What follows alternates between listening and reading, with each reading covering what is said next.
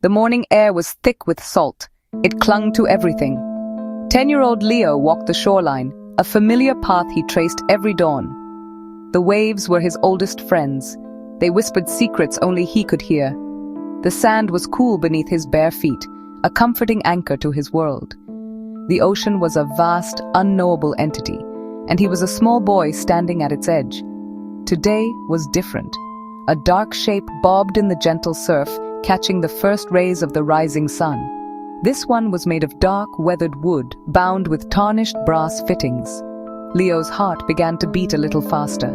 He waded into the cold water, the waves lapping at his knees. He reached for it, his small hands struggling with its weight. He dragged the heavy box onto the dry sand, his curiosity a burning fire within him. With a deep breath, he flicked it open. Inside, nestled on a bed of dried seaweed, was a single rolled-up piece of paper. Leo carefully lifted the scroll. His hands trembled slightly. He knew, with a certainty that settled deep in his bones, that whatever was written on this paper was about to change everything. He was no longer just a boy on a beach. He was a recipient. He unrolled the parchment with the care of a historian handling a priceless artifact. The handwriting was elegant, a series of delicate loops and sharp, determined strokes. "To whoever finds this, I hope you are not as lonely as I am." The sentence hit Leo with unexpected force. The letter spoke of a life lived by a different ocean under a different sky. It described busy streets, tall buildings, yet a profound sense of isolation. The writer felt like a ghost, unseen and unheard in a crowd. "I am sending this message into the great blue unknown, hoping to find a friend. Someone who understands what it feels like to be alone." Leo read the words over and over, each reading embedding them deeper into his heart. He understood. He knew that feeling all too well. He sat on the sand, the box beside him, feeling a powerful link to this stranger. Their loneliness was a mirror of his own. This letter wasn't just paper and ink. It was a voice.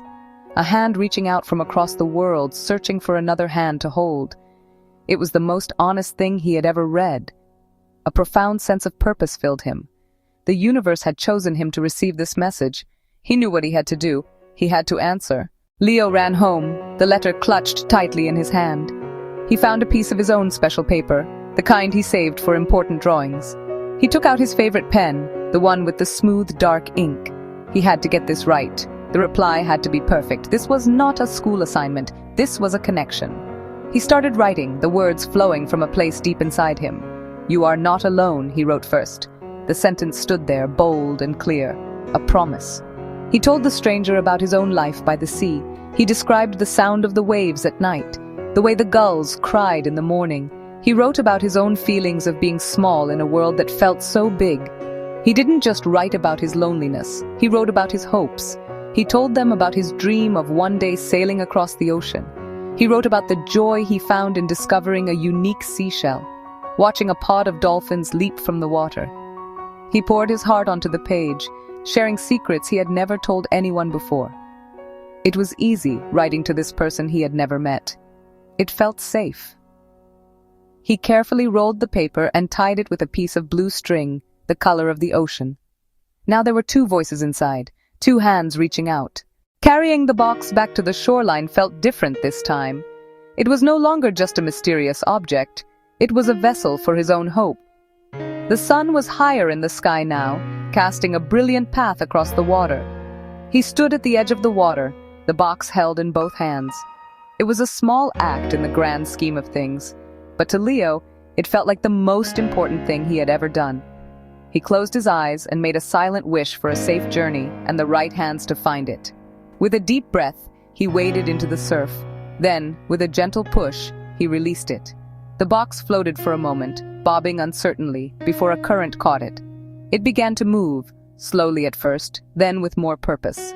Leo watched it go, a small dark speck against the bright shimmering water.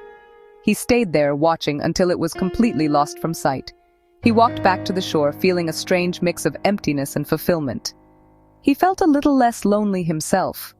He now had a secret friend somewhere out there, connected by a wooden box and shared hope. Thousands of miles away, the sun was setting. A young girl sat alone. Her name was Ilara. She came here every evening to watch the day end. A dark object caught her eye, pushed toward shore by the tide. She stood and walked toward it. A beautiful old wooden box. It looked like it had traveled the world. With trembling hands she found the latch.